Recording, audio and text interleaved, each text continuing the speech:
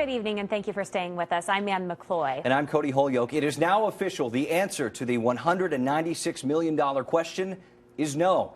Absentee ballots blew up a race that was too close to call. Word came down late today that voters killed a plan to rebuild and expand Albany High School.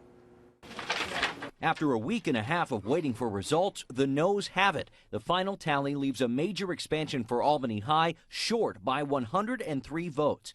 The plan, supporters say, would have brought the school into the 21st century and eliminated problems like crumbling walls and aging infrastructure. It's falling down around them.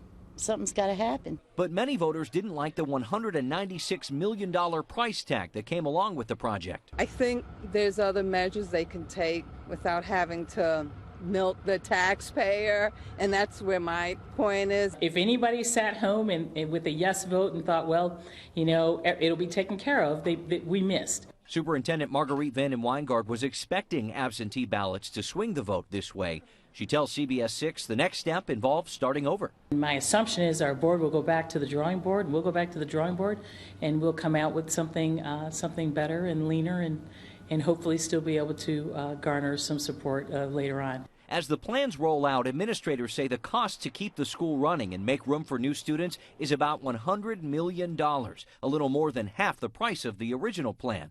But the superintendent claims this is not an ideal fix. We have to do something, and this is the best answer to what we believe needs to be done for that Albany High School. The superintendent tells us today she'll work with the school board to get started on a new plan, one she hopes might be a little less expensive than the project that was defeated by the voters. And results in a couple of other close races were announced today as well. These are more unofficial totals from the Board of Elections. In Guilderland, Lee Carmen and Rosemarie Senti won seats on the town board. The top two candidates move forward there. And in Bethlehem, Democratic incumbent John Clarkson will serve a third term as town supervisor, narrowly edging out Republican challenger Jim Foster by just 12 votes. The longest week and a half I've spent in quite some time, yes. Very difficult, close race. I'm sure it was difficult for my opponent as well, but I'm very happy to be given the chance to serve for another term.